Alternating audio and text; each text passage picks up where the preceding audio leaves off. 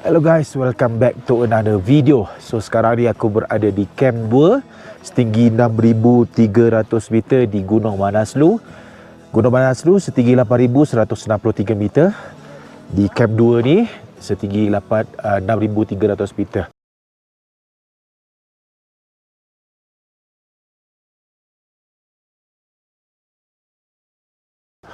So hari ni aku nak share sebab ramai sangat yang tanya aku macam mana sebenarnya aku ambil sembayang dan sembayang dekat semasa mendaki gunung lah. Korang pun nampak kat sini banyak salji. Kita duduk macam ni, pakaian kita. Jadi memang kita nak sembayang dan ambil air sembayang tu agak berbeza lah dengan apa yang biasa kita buat dekat rumah. So aku nak explain kat sini. Aku nak bagikan aku punya expedition untuk gunung ni kepada 3 fasa. Yang pertama ialah bila aku trekking daripada bermula daripada Kathmandu, naik kereta dan trekking selama 9 hari untuk sampai ke base camp.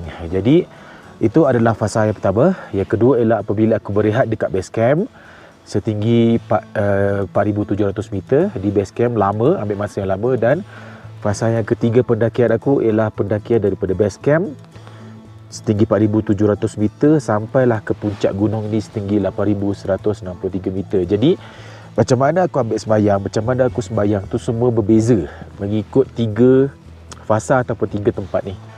Jadi yang pertama tadi, fasa pertama aku daripada bila aku trekking daripada sebenarnya daripada Darapani, trekking selama 9 hari untuk sampai ke base camp. Jadi keadaan trekking tu dia naik turun, tinggi dia lebih kurang 3,000 meter, 4,000 meter. Jadi sepanjang perjalanan trekking untuk ke base camp Manaslu ni, sama juga mungkin kalau korang trekking untuk ke Everest Base Camp, Annapurna Base Camp, keadaan dia sama, tinggi dia pun lebih kurang sama. Kita bermula daripada 1,500 meter tinggi, elevation 2,000, 3,000, 5,000 meter, turun balik ke 4,000 meter. Jadi keadaan dia dan tempat tidur kita kebanyakannya adalah tea house ataupun hotel lah. Dia ada fasiliti air panas, senang, bilik pun ada katil. Jadi cara untuk aku ambil sembayang untuk tempat-tempat macam ni, sebab ambil sembayang macam biasa. Sebab keadaan dia tak berapa sejuk, yang pertama. Yang kedua, kemudahan tu senang lah untuk ambil sembayang. Okay, dan sembayang pun macam biasa, boleh berdiri macam biasa dekat dalam bilik kita, dekat dalam tea house ataupun hotel yang kita duduk. Okey, sembahyang je macam biasa. Cumanya aku sepanjang perjalanan tu aku sembahyang jamak kasar. Sebab kan perjalanan tu jauh daripada Kathmandu, sepanjang jalan tu beratus-ratus kilometer untuk sampai ke base camp.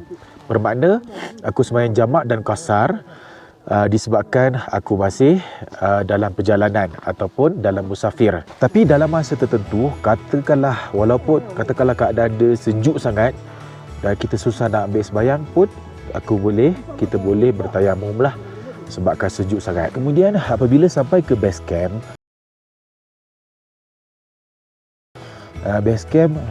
Gunung Manaslu ni setinggi 4,700 meter. Dan aku akan duduk lama kat base camp ni, melebihi 3 hari. Bermakna hari aku sampai, hari pertama, kedua, ketiga, hari keempat lebih daripada 3 hari. Jadi ikutkan aku dah bermastautin dekat base camp. Bermakna aku tak boleh sembayang kasar. Aku kena sembayang tamam. Bermaksudnya tak boleh pendekkan kita punya solat. Solat kita yang biasa 4, kita kena sembayang 4. Yang biasanya semuanya kita tak boleh sembahyang kasar sebab aku dah dikira bermastautin dekat base camp. Jadi untuk ambil sembahyang dekat base camp, biasanya aku ambil sembahyang macam biasa sebab ada air panas. Kadang-kadang ada masa hari yang sangat-sangat sejuk, aku bertayamum. Okey, aku gunakan tayamum. Kenapa aku bertayamum? Disebabkan kalau aku tetap menggunakan air untuk dalam masa yang sangat-sangat sejuk tu, so benda tu memudaratkan aku sendiri. Mudaratnya apa? Ialah bila kita ambil sembahyang menggunakan air dalam keadaan sangat sejuk, kita punya degupan jantung, heart rate ataupun kita punya pulse tiba-tiba akan naik mendadak. Okey, bila kita keadaan biasa, tiba-tiba kita gunakan air, kita punya keadaan badan kita jadi macam tu. Kita punya jantung kita akan menaik secara mendadak dan dia berbahaya lah Jadi itu yang dikatakan mudarat lah untuk aku untuk ambil sembahyang menggunakan air dalam keadaan sangat-sangat sejuk. Jadi aku akan bertayamum, lebih mudah. Okey. Jadi itu di base camp. Pertama, aku kena sembahyang, aku tak boleh sembahyang jamak, aku kena sembahyang tamam. Aku tak boleh sembahyang kasar. Aku kena sembahyang tamam, maksudnya kalau yang 4-4, yang 3-3, yang 2 of course 2. Okey. Ambil sembahyang macam tadi, ambil sembahyang macam biasa menggunakan air sebab ada banyak kemudahan, ada air panas, senang. Kecuali dalam keadaan sangat-sangat sejuk. Okey, itu di base camp. Jadi fasa ketiga pula antara daripada base camp untuk naik ke puncak. Keadaan dia memang sangat-sangat sejuk, semua jalan penuh salji. Kita ada juga air panas. Boleh saja ada air panas, tapi keadaan dia dah lebih sukar. Okey. Biasanya aku akan ambil sembahyang bertayamum, menggunakan tayamum sahaja. Okey, walaupun ada air panas, tapi macam aku cakap tadi, dia tetap ada mudarat. Sebab walaupun air panas, aku ambil sembahyang dalam masa beberapa saat, air itu terus sejuk. Dan aku akan rasa badan kita akan mendadak naik kita punya kedegupan jantung tadi, dan sebenarnya tak baiklah untuk kita.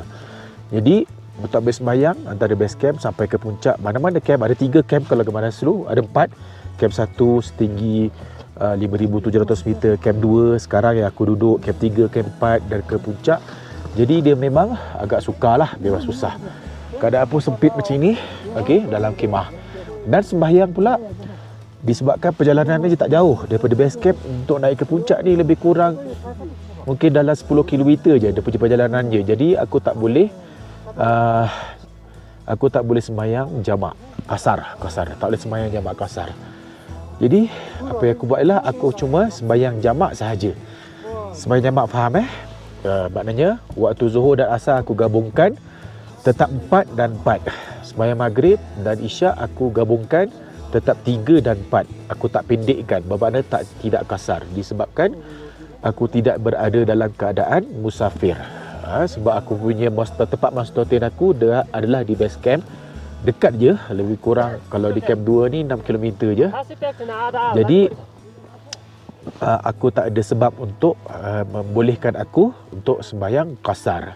Jadi kita boleh je anytime, disebabkan kesukaran kita berjalan macam ni, kita dibenarkan untuk sembahyang jamak, kecuali subuh lah.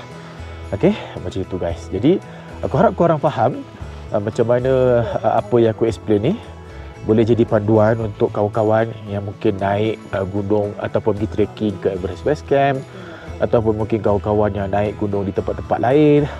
Apabila kita ada kesukaran, kita boleh tukar ambil sembahyang tu kepada tayamum, ataupun dan kita boleh juga sembahyang kasar, dan juga kita boleh jamak sahaja tanpa kasar. Jadi harap semua faham daripada video yang aku berikan ini. Okey, ada satu situasi pula ketika kita naik ke puncak. Ketika kita naik ke puncak, keadaan semua penuh bersalji dan kita tak ada peluang untuk tayamum sebab tak ada kawasan yang berdebu, semuanya salji dan salji tu basah.